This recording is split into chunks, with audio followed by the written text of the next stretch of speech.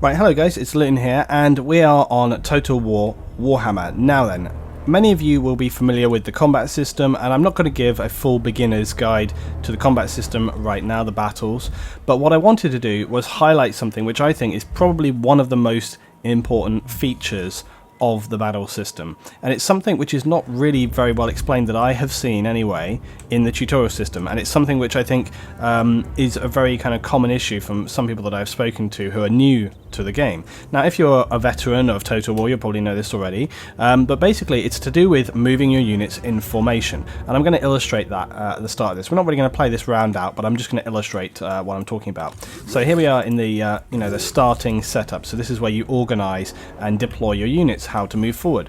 Now there are some things that obviously are going to relate to a battle. You want to make sure that your guys stay in formation, you want to make sure that they stay protected, and for that you're going to want to do things like have your spearmen protect by being in the front line. So you may sort of decide, hey, I'm going to move my spear guys like this, and I've got another set of spear guys right here, so maybe I want my spears to stay forward. And obviously this is going to relate to your battle plan. Where are you going to move to on the field? I mean, there's all different kinds of strategy and plans you could try and approach here. You could probably try and use the forest here to kind of provide a bit of cover, or get onto this sort of hilltop here and try and hold the hill, or you could just do a full out straight on pitched battle, whatever you want to do.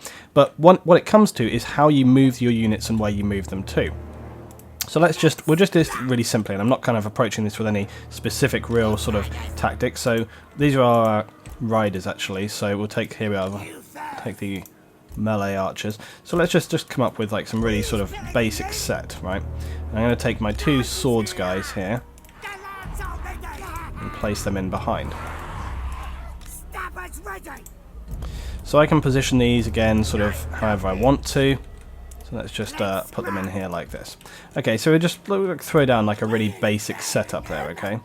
We'll just set these in line here. Now let's say we want to march those all forward, alright? Well, let's designate this group on the right here. Now what we're going to do is we're going to group these, because you can group units together. Now down here on the unit menu, you can see that you have all the units that are listed, and if I double click, it shows me where those units are, right? So if I want to group several units together, I'm going to drag and select, and that selects all of those, and then I might press left control and 1, and then you see this puts them together in this group. Now although they're selected together in the group, if I click off and then press 1, it selects them.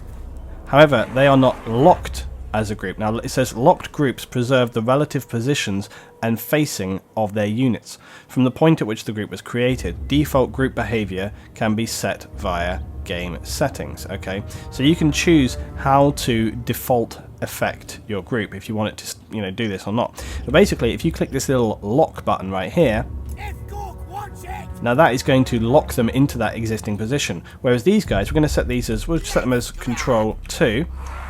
Okay, so we're going to set this as 2, and we'll start the battle.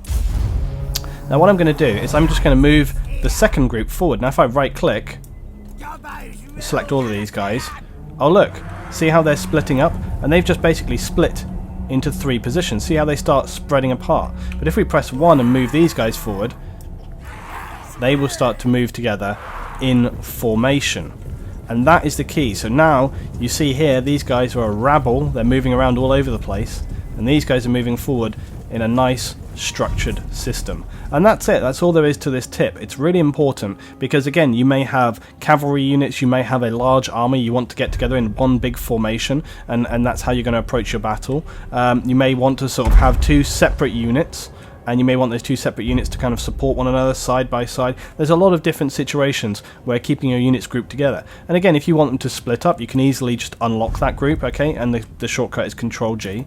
So again, I could just press 1, select them, I can collect Control G, and that will lock or unlock those units. And that's basically all there is to it, guys.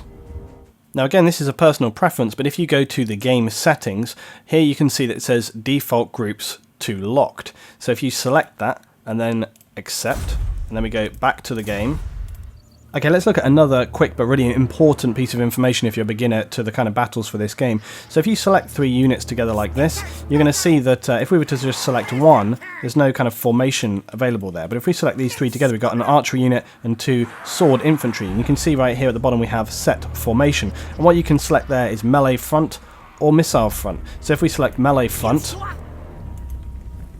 they will swap over, and the archers will... And this is basically a good way of transitioning your archers to the rear or to the front without having to manually order them. So you could, for example, we could set these guys as a group, right? So if I select these as group 3, okay, and then all I have to do is press group 3, go to formations, and then I can select, for example, missile front, and then they will keep their set position without me having to awkwardly find the unit, click on it, and turn. So again, if you had a set formation with spears and archers or whatever set up, you could just select that group. You could just press group 1, go to formation here, and we can select melee front, missile front. So if I select missile front, which I think I've already got them set as missile front, select melee front, okay, these guys are going to change over. So this is a really useful way as well of keeping your formation. And keeping formation is really, really important, and this is the kind of key 2 things that I wanted to highlight here, because if you start,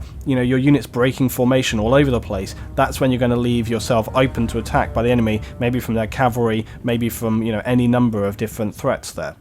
One other thing I want to highlight as well is the guard mode, okay? So again, if we select group 3 right here, if we toggle guard mode, what this does, it says units ordered into guard mode will hold their position and will not pursue disengaged targets. So that's really, really important, because what that means is, if you don't have guard mode enabled, then what will happen is one unit will just start, you know, basically if you're fighting an enemy unit and that enemy unit gets to a weak point and breaks, and then they start to flee, if you don't have guard mode enabled, your unit will pursue that fleeing unit. And so when you're in the middle of a battle, it can be quite hard sometimes to keep tabs on every single unit that's engaged in a fight. You're trying to watch the whole battle, you may be zooming in, you want to see a little bit of the action, and suddenly you turn around and hey, one of your guys is running off across the battlefield miles away from where you wanted it to be, and then maybe it gets eliminated by cavalry. So being sure to have guard mode on when you want to hold your position and hold your formation is critically important. So that's a couple of little things, guys, that I hope will help if you're a beginner to these kind of battles, and I hope you enjoy Total War Warhammer. Thanks for watching. If you enjoy, like the video and check out my other stuff on this channel. Thank you very much. See you next time, guys.